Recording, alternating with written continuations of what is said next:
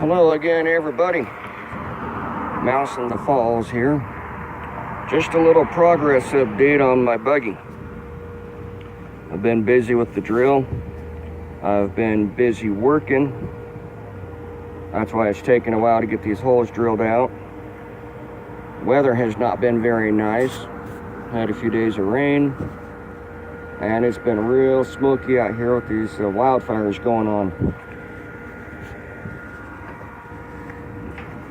Finally got the last hole drilled for the plate.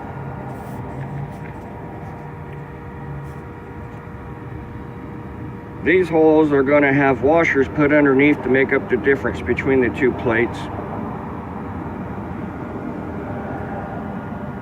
The pillow block bearing here is going to be bolted on the other two holes, and I have a metal spacer underneath there. I got those pillow block bearings from a hardware store here in town.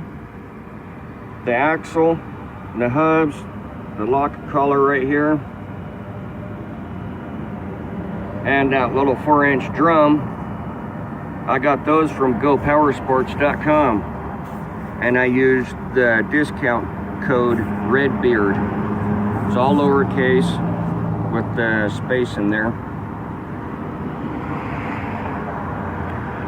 The other week I got these holes drilled. Same deal. Spacer on the inside, and I'll use washers on the outside. Project is coming along, but taking a little bit longer than expected in some areas. I had to get myself a new drill bit, and I was advised to use any type of oil possible to help with drilling the holes so I don't dull the bits. It actually works.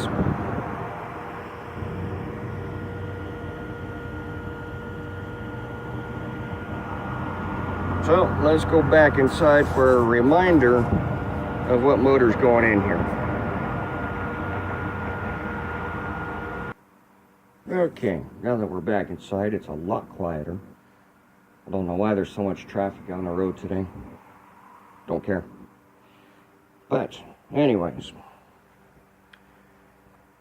there's that 22 horse Predator engine. It will have the 40 series torque converter on there. That exhaust pipe I got off eBay from mudskipper.com.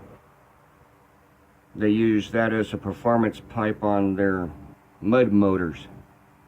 They use a surface drive for shallow water.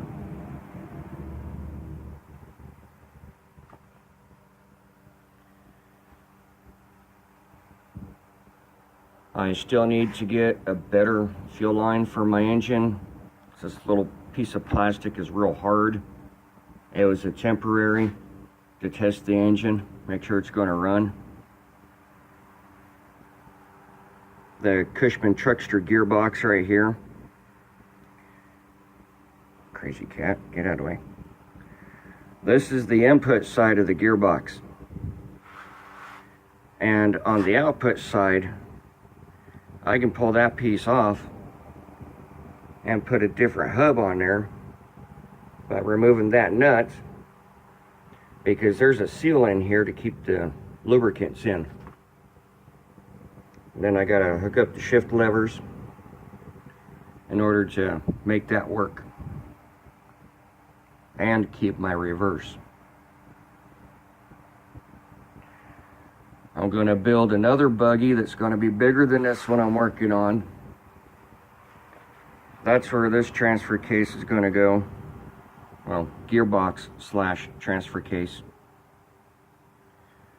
This come out of a Polaris Magnum ATV. I forgot what size. I have a 700cc motorcycle engine for that gearbox, but I might upgrade that to a 1300 if I can get a hold of one. That's some information on that the other day as a possibility. Also, for the current buggy, This is the band for the 4-inch brake drum. That was from Go Power Sports as well. I'm going to use it for parking brake. And then I'm going to eventually buy a hydraulic brake to use for general braking purposes. Now we're back outside again, obviously. I found on Wish, it's an app you can download for your mobile phone. It's like eBay, but with better deals and a lot more options on what you're looking for. But I found on there lights that I can put on the back of the buggy. I'll keep these on here because they're a combination of running lamp, brake light, or it could be running lamp turn signal. These LED strips are going to come off because I'm going to put a different lights on here at an angle. There'll be 2 of them, so it'll look a lot better than it does now, and I'll be seeing a lot easier with those. Most likely I'll run all 3 components through those lights if the wiring's there: brake light, running light, and turn signal. These ones on the edge are going to stay running light and turn signal.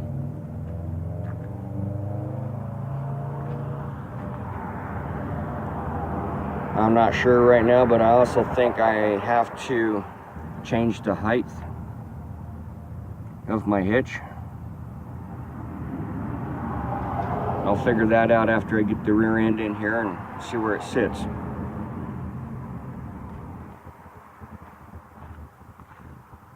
So for now, that's the way it's going to sit. I got to get more hardware to get that axle put in. I have to get the money to buy other components, like a sprocket or 2 to put on there. The 60-tooth sprocket that I got from Go Power Sports was way too big. It would not have fit, and I would have had to modify the plate the engine's going to sit on.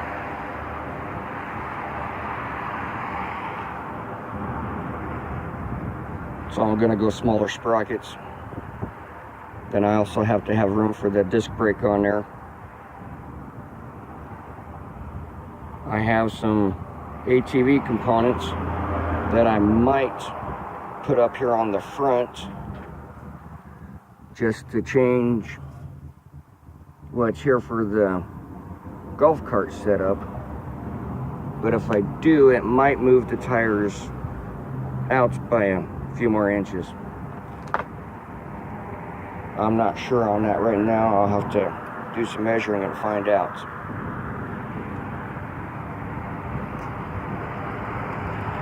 So for now, that's it.